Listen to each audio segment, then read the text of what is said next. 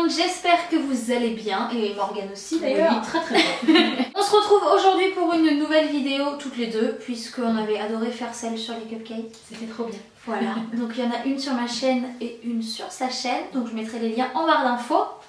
Et donc aujourd'hui, on a décidé de faire une vidéo cookies. Cookies ultra gourmand. Ouais, là c'est très gourmand, donc il y a deux recettes. Je vous préviens tout de suite, vous allez voir différentes mains, mes mains ou les siennes durant la vidéo, donc ne soyez pas perturbés. Voilà, on s'est partagé un peu les tâches. C'est ça. Et en plus de ça, on a rajouté un petit smoothie hivernal. Parce que bon, faut s'hydrater après tout ce sucre ingurgité. Donc eh bien, on vous laisse avec la recette.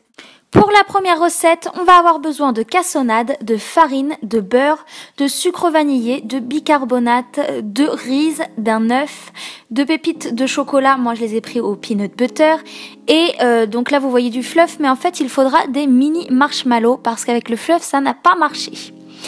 Ensuite on prend donc son beurre, on a besoin de 150 grammes. Que l'on va venir ramollir et pas faire fondre au micro-ondes, donc très rapidement, moi j'ai mis 30 secondes à peine. Une fois que le beurre est fondu, on prépare la cassonade, donc 120 grammes. On met le beurre par-dessus et on mélange le tout.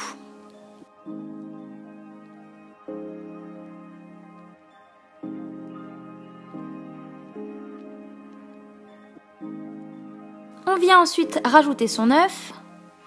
On met les 180 g de farine.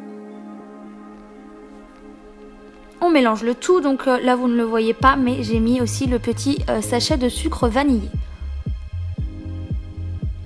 On met donc 2 grosses cuillères à soupe de peanut butter, de beurre de cacahuète, sa cuillère de bicarbonate et on prend 150 g de pépites donc de chocolat. Celles-ci sont moi au beurre de cacahuète, c'est des Reese et on vient donc rajouter tout ça à son mélange et remélanger encore une fois.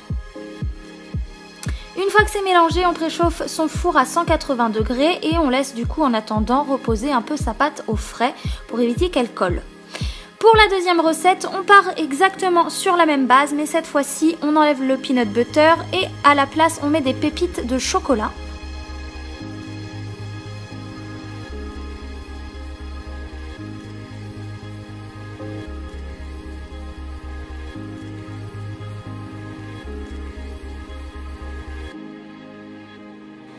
Ensuite, on laisse aussi reposer donc la deuxième pâte. On vient faire des boules avec donc vos deux pâtes différentes. Donc celles qui sont devant, ce sont celles avec les petits marshmallows. Comme vous voyez ici, je viens les poser grossièrement par-dessus. Et pour les autres, donc comme j'ai choisi de les faire au cranberry et aux noisettes, je viens rajouter par-dessus des petites noisettes que j'ai coupées en deux et des cranberries que j'ai trouvées dans le rayon des fruits secs tout simplement.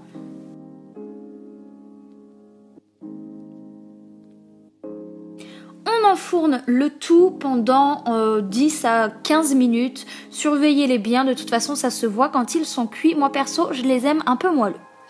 Pour notre smoothie, vous allez avoir besoin de 3 oranges, d'une pomme, de 200 g de courge et de miel.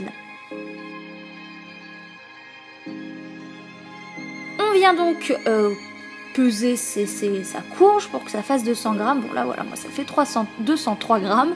On vient la couper en petits morceaux.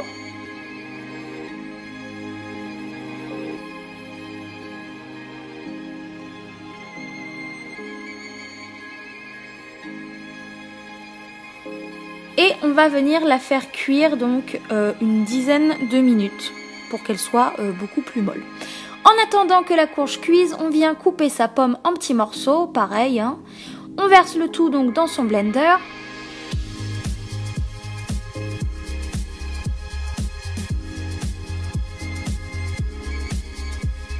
On vient prendre ensuite ces 3 oranges que moi j'ai tout simplement coupées en deux. Pour pouvoir ensuite voilà, les presser donc juste avec ma main. Moi j'avais pas de quoi presser, si vous avez c'est toujours mieux, mais donc vous pressez vos 3 oranges entières dans votre blender. Vous rajoutez le miel, donc moi j'ai fait au hasard parce que j'aime beaucoup le miel, personnellement j'en ai mis plus que prévu, et vous rajoutez votre courge une fois qu'elle est cuite. Ensuite, eh ben, il nous reste plus qu'à mixer le tout. Donc moi j'ai un programme exprès pour les smoothies sur mon blender KitchenAid, donc c'est juste parfait, il fait tout ce qu'il faut tout seul. Et c'est parti pour à peu près 1 minute de mixage.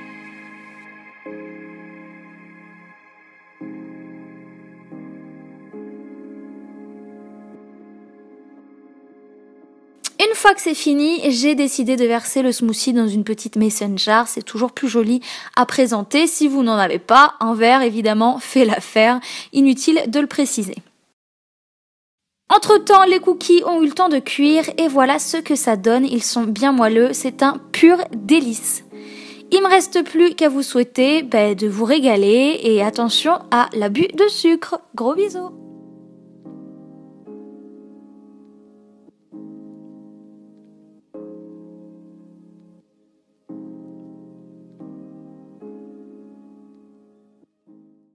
Et voilà, les cookies sont faits, sont cuits. On espère que vous allez vous régaler, que vous allez pouvoir refaire cette recette avec vos amis, en famille, peu importe. Partage les photos. Voilà. Et n'oubliez pas de partager les photos quand vous refaites les recettes. Et on vous fait plein de gros bisous et on se retrouve peut-être pour une prochaine vidéo ensemble. J'espère. Et oui. Ciao. Salut.